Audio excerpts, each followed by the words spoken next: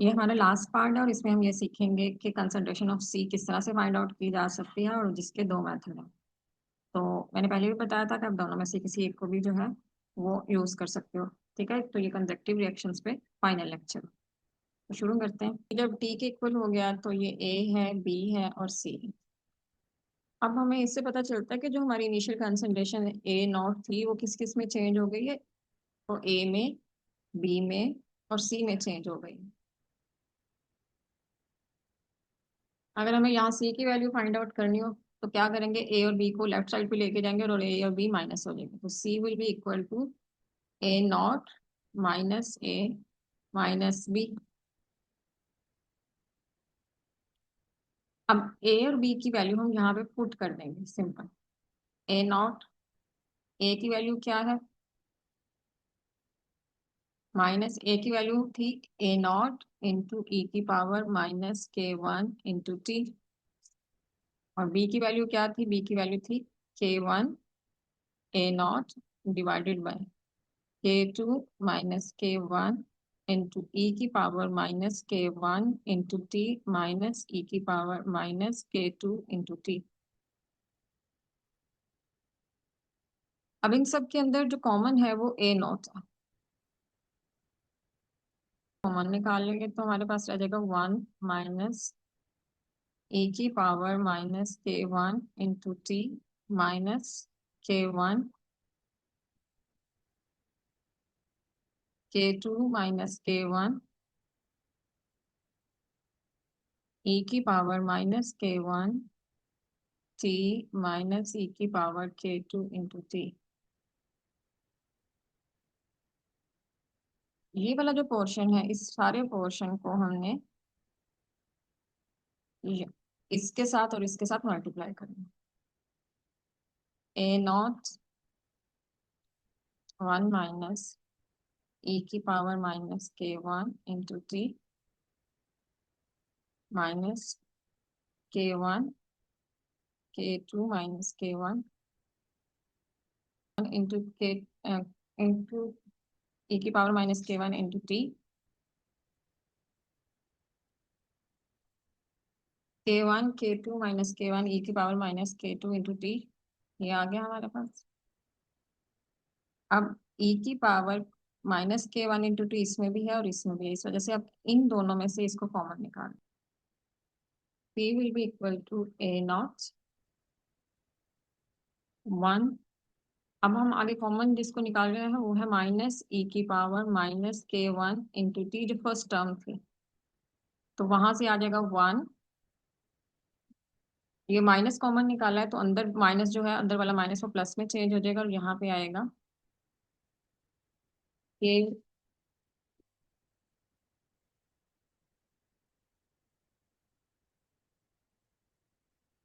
हमारे पास ये रह जाएगा अंदर और बाकी जो था वो ऐसा आ जाएगा।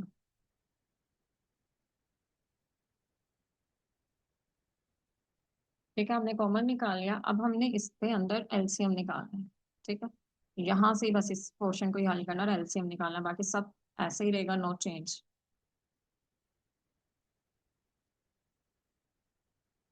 एलसीएम आ जाएगा के टू माइनस के वन और यहाँ पे आ जाएगा के टू माइनस के वन ऊपर, क्योंकि यहाँ पे ये वन है। तो एलसीएम वन के साथ जाके मल्टीप्लाई होगा और यहाँ पे सिर्फ नेक्स्ट आएगा माइनस के वन।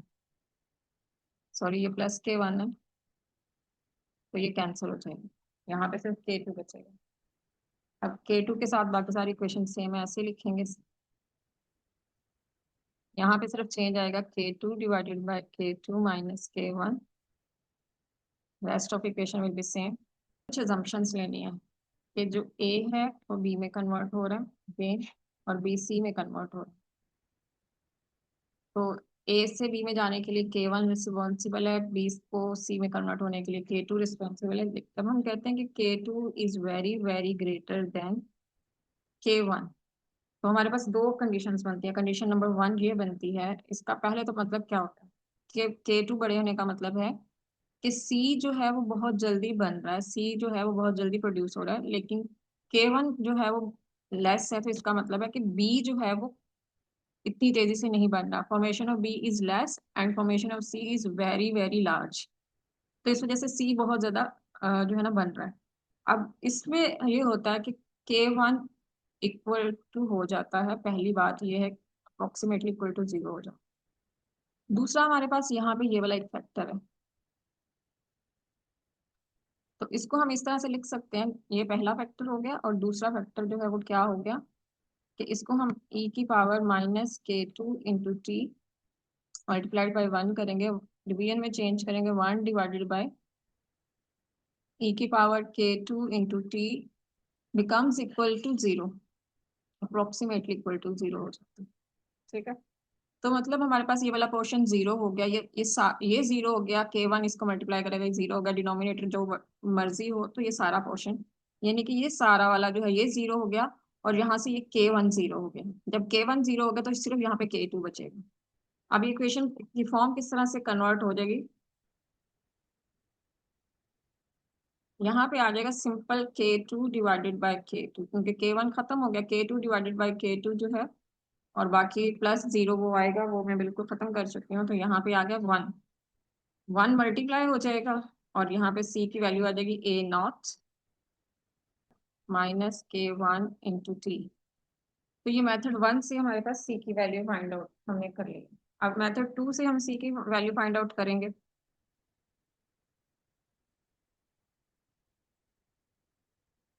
इसमें हमने ये पढ़ा था कि rate of formation of B, net rate जो है, इसकी बात करें, net rate of formation of B.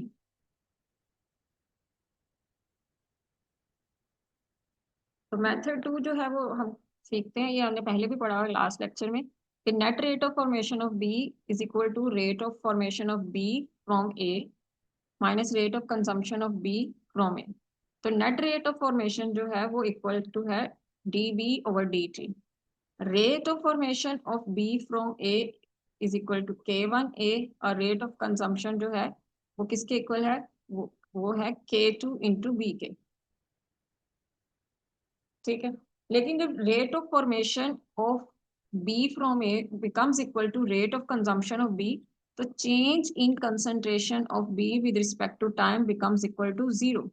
तो इस वजह से हम इक्वेशन नंबर 1 के अंदर यहाँ पे 0 वैल्यू पुट कर देंगे। ठीक है, और ये जो हमारे पास है K2 × B, इसको हम उठा के दूसरी साइड पे लेके जाएंगे, तो ये हो जाएगा पॉजिटिव में, यहाँ पे आ जाएगा K1A। बी की वैल्यू इज इक्वल टू होगा K1 divided by K2 × A। तो A की वैल्यू पुट कर देंगे, A की वैल्यू यहाँ पे क्या आएगी, यहाँ B is equal to K1 K2, A की वैल्यू क्या आ गई, A0 e की पावर -K1 × t। ये A की वैल्यू हमने पुट कर दी, तो ये हमारे पास B की वैल्यू है। एक B की वैल्यू हम बार बार लिखते रहे हैं, वो B की वैल्यू और इस B की वैल्यू में क्या फर्क है, ये है B की value when t is equal to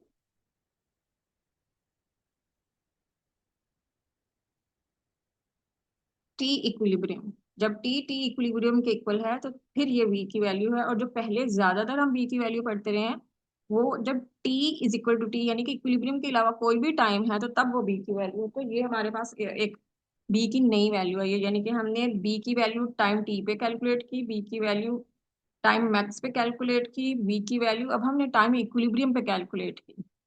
ठीक, तो 3 b की वैल्यूज हमने कैलकुलेट की हैं अभी तक, तो इस वजह से इसको आपस में कंफ्यूज नहीं करना। नेक्स्ट हम क्या करेंगे,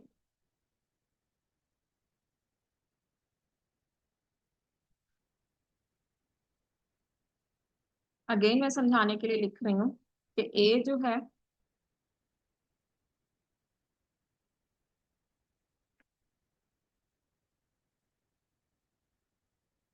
अच्छा ये फिर मैं दोबारा से लिख रही हूँ, ए बी में कन्वर्ट हो रहा है, बी सी में कन्वर्ट हो रहा है, और रेट ऑफ फॉर्मेशन ऑफ सी अगर फाइंड आउट करना हो तो वो कंसंट्रेशन ऑफ बी पे डिपेंड करेगा।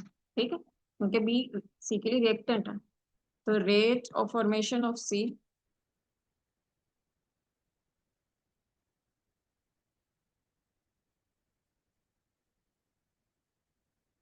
Is equal to K2 into concentration of B.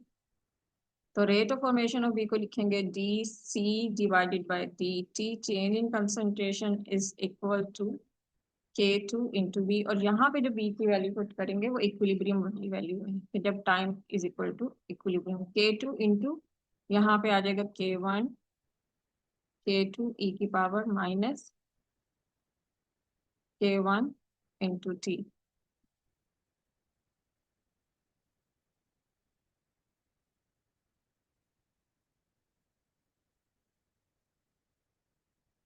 A note भी साथ में आएगा, तो K2 से कैंसिल हो जाएगा, यहाँ पे बचेगा K1 ए नॉट ई की power minus K1 into T.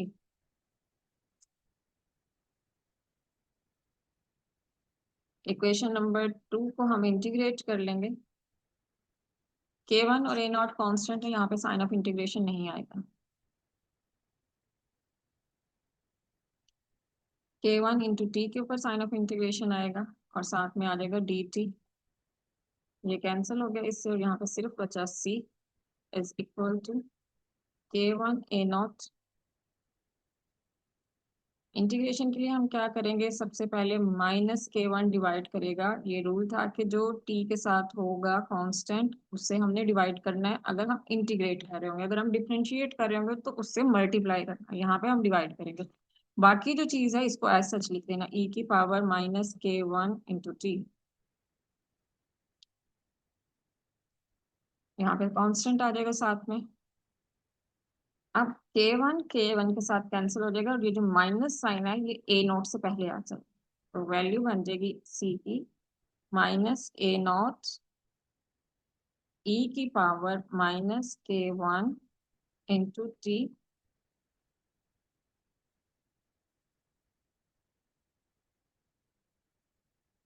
Plus constant. इसको इक्वेशन 3 बोल देते हैं। कांस्टेंट की वैल्यू के लिए हमें इनिशियल कंसंट्रेशन ऑफ सी के ऊपर जाना पड़ेगा। वन टी इज, जब टी जीरो था सी भी जीरो था, तो सी जीरो कर देंगे इक्वेशन 3 में। जीरो इज ए नॉट, और ई की पावर जो है यहाँ पे जीरो हो जाएगी क्योंकि टी जीरो है, और प्लस कांस्टेंट। ये किसके इक्वल आ जाएगी, जीरो -A0 ई की पावर जीरो से मल्टीप्लाई होगा तो -A0 प्लस कांस्टेंट आ जाएगा हमारे पास ए नॉट को तो कांस्टेंट की वैल्यू A0 आ गई। इसको हम इक्वेशन नंबर 3 में पुट करेंगे, तो इक्वेशन नंबर 3 क्या बन जाएगी, के की वैल्यू हमने सॉरी कांस्टेंट की वैल्यू हमने A0 पुट कर दी।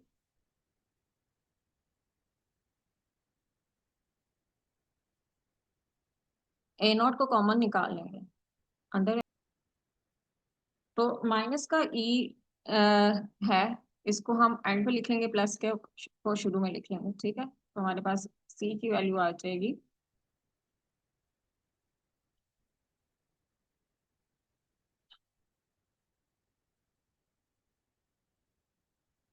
ठीक है। तो ये सी की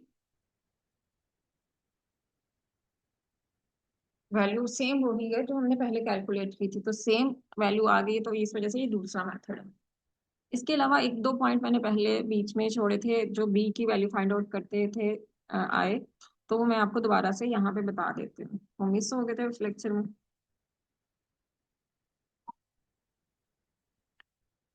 हमने इसमें ट्रांजिट इक्विलिब्रियम सीखना है क्या होता है। B when time is equal to T is equal to, तो ये हमारे पास बी की वैल्यू, इसमें हमने कंडीशन लगानी है। कंडीशन ये लगानी है अगेन जो मैंने आपको बताई थी कि K2 is greater than K1। जब K2 K1 से बड़ा होगा, तो यहाँ पे अभी बहुत ज्यादा बड़ा नहीं है कि ये K1, यहाँ पे हम K1 को जीरो नहीं करेंगे, हमारे पास ये वाली जो वैल्यू इतनी बड़ी हो जाएगी बता कि ये जीरो हो जाएगी। किस तरह से, फिर मैं दोबारा बता देती हूँ कि e की पावर -K2 इंटू टी जब बहुत ज्यादा बड़ी हो जाती है, इसको हम वन को डिवाइड करेगी K2 इंटू टी, और जब बहुत ज्यादा बड़ी हो जाती है तो इसको हम अप्रोक्सीमेटली जीरो कंसिडर कर लेते हैं। तो यहाँ पे अभी हमने K1 जीरो नहीं करना, जब थोड़ा सा K2 बड़ा होता है तब हम K1 यहाँ पे 0 लेंगे, सिर्फ K2 की ये वाली वैल्यू 0 हो जाएगी। तो B यहाँ पे इक्वल टू हो जाएगा K1 A0 divided by K2 minus K1 e की power minus K1 into T, क्योंकि e की power minus K2 into T 0 होके खत्म हो गए।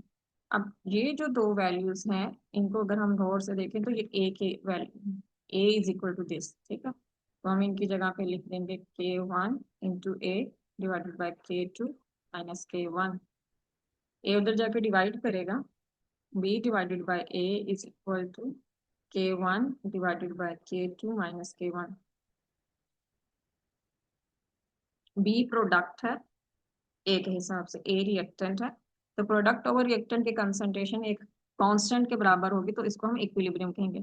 ट्रांजिएंट इसलिए कि ये बहुत ज्यादा देर तक नहीं रहता, तो ये अ, थोड़े से मखसूस वक्त के लिए, लेकिन जो ज्यादा देर तक इक्विलिब्रियम ठहरता है उसको हम सर्कुलर इक्विलिब्रियम कहते हैं। उसकी वैल्यू हम नेक्स्ट कैलकुलेट करें। अगेन हम यहाँ पे लिखेंगे कि K2 is very very very very greater than K1, और यहाँ पे हम K1 को भी जीरो करेंगे। K1 is approximately equal to zero, और e की power minus K2 into T, जैसे मैंने पहले बताया था, ये भी जीरो जो है ना हो जाएगा। ठीक है, तो ये दोनों वैल्यूज यहाँ से गायब हो जाएंगी, हमारे पास रह जाएगा b is equal to K1 A0 divided by K2 e की power minus K1 into T. अब यहाँ पे अगेन हम इन दोनों को हटा के यहाँ पे लिखेंगे a, K1 K2, यहाँ पे आ जाएगा a को दूसरी तरफ लेकर आएंगे, b over a is equal to K1 over K2 into sorry K1 over K2। तो ये दोनों कांस्टेंट है और b और प्रोडक्ट है, a रिएक्टेंट है, तो ये भी हमारे पास इक्विलिब्रियम आ गया। इसको हम सर्कुलर इक्विलिब्रियम कहेंगे। तो बच्चों यहाँ पे आपका कंजक्टिव रिएक्शंस का पार्ट 4 जो है कंप्लीट होता है। अब आपने ढेर सारी इसकी प्रैक्टिस करनी है, और जब आप बार बार प्रैक्टिस करोगे तो इंशाल्लाह ये आपको आ जाएगा। ओके, अल्लाह हाफिज।